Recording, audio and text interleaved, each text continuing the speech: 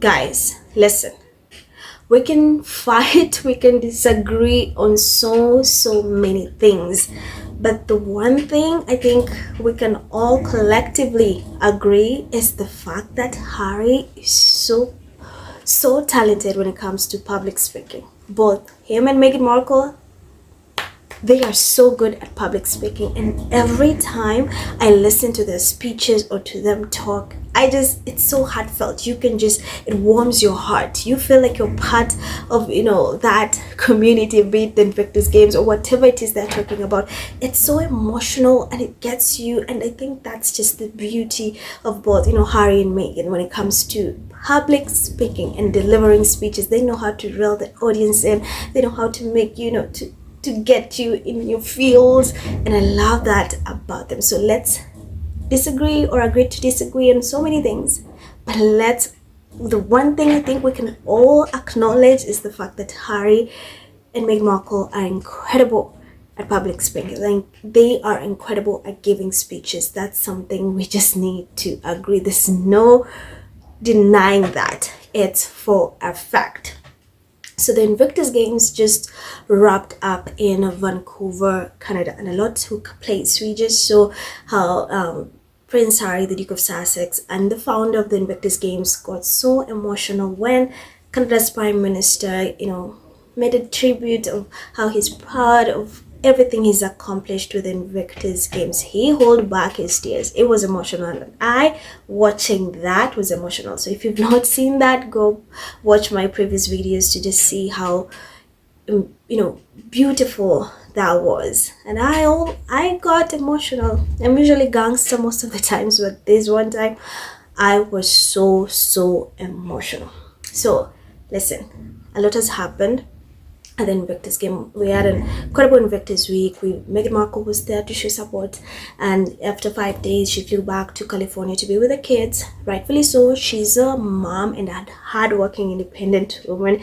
We saw her tribute for Valentine's. We saw just a message, how she sent a message of support and of how proud she is of Harry on her Instagram stories as the Invictus Games closing ceremony. So a lot happened, but the one thing that I think this is top of the toppest is Harry's speech at the closing ceremony of the Invictus Games. As always, he delivered. He always knows how to make me emotional. He always knows how to make me feel, oh, I wish I was just as talented when it comes to public speaking, but my anxiety will not let me. Social anxiety is something I'm still struggling with, but I will work on it because I'm so inspired. I hope you are inspired as well when you listen to these speeches, when you listen to how far he's come. You are just as touched as I was. So Harry had one of the most incredible speeches as always. He never misses. He never ever fails. Before we dive into that speech, or we have a look at that speech, welcome to Trend Talks. I'm Merald, and of course this is the channel where we uncover trending topics from all over the world. And as usual, please remember to leave a comment, to subscribe, most importantly subscribe, to give this video a like, and of course to hit that notification bell so that you're always alerted whenever I upload a new video. So of course, the Duke of Sussex, Prince Harry, the founder of the Invictus Games, had very beautiful words to say at the closing ceremony of the Invictus Games. Have a look, have a snippet of what his speech was all about.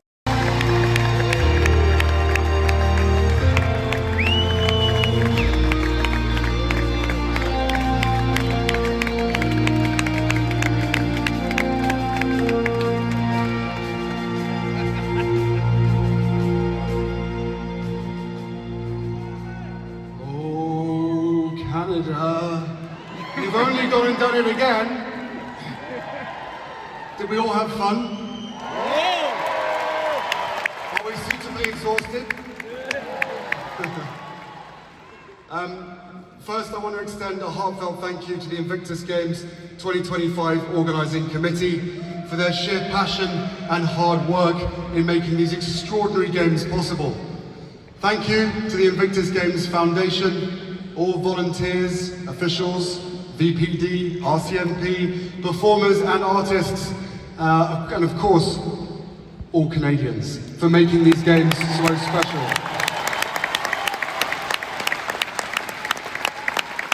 Team Canada, you've made your country proud.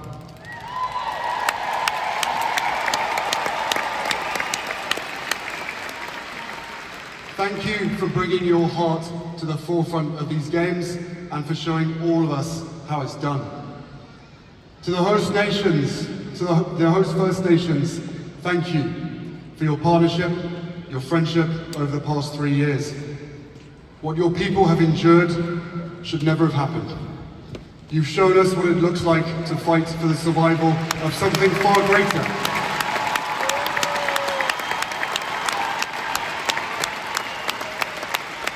Something far greater. Your land, your culture, your communities, and your light. You show the world how to move. So guys, that is just a part of Prince Harry's speech at the closing ceremony of the Invictus Games 2025 in Vancouver, Canada. And of course, as you can tell, this man is gifted when it comes to public speaking. There's no denying that. There's no arguing when it comes to that. So let's have a rundown of what he actually said in his speech during the closing ceremony. So the Duke of Sussex spoke from the heart on the last day of the Invictus Games in Canada. Prince Harry is wrapping up the 2025 Invictus Games, but not before sharing an important message with the world. The Duke of Sussex took the stage at the closing ceremony of the Invictus Games Vancouver Whistler on February 16th, delivering a heartfelt speech to the veterans and service personnel who competed in the adaptive sporting events. Oh Canada! Prince Harry began singing the opening bars of the Canadian national anthem, "You're only gone and done it again."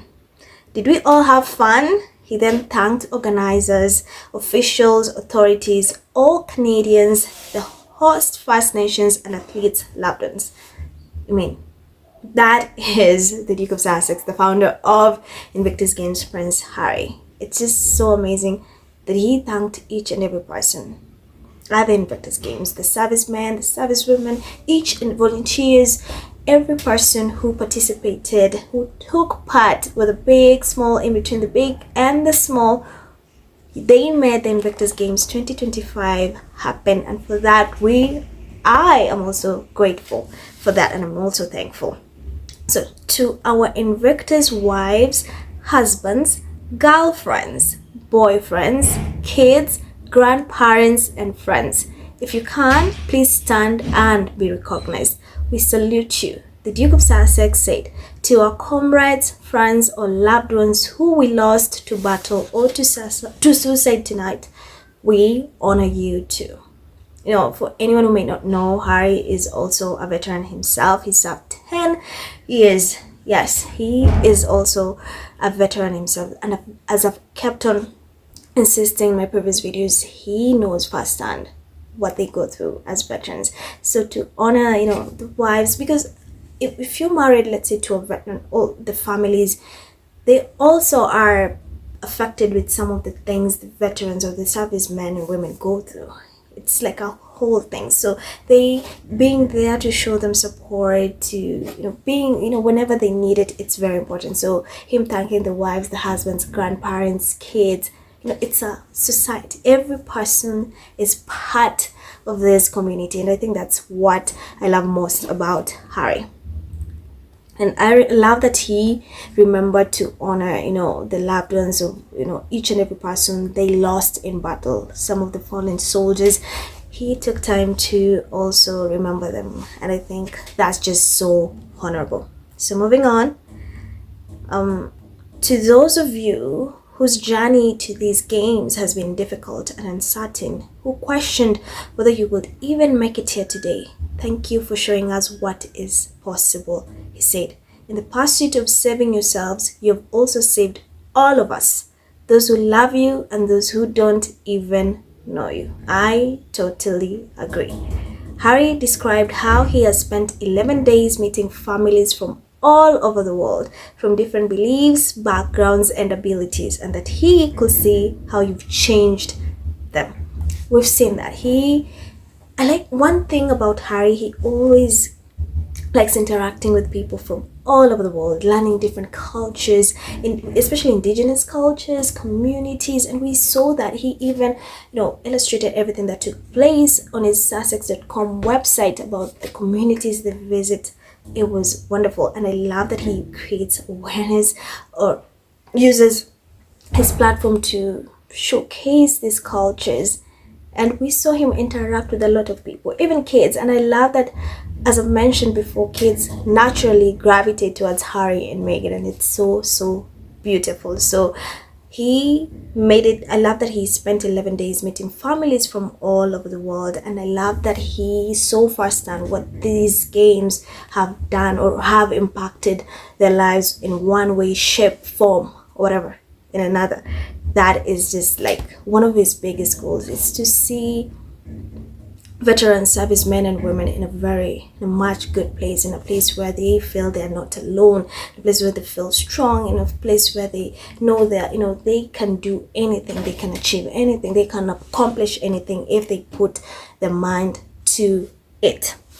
So he went on to say, Harry described how he spent 11 days meeting families from all over the world. I've talked about that. He was all over the place interacting with people. It's Invictus game, so it has people from all over the world, different cultures, ethnicities, races, name it.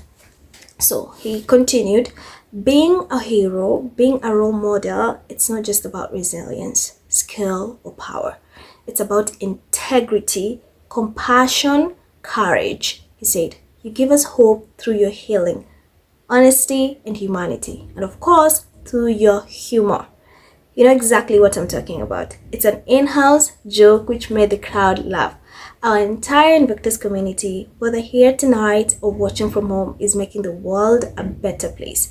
And they're doing it by being your awesome selves.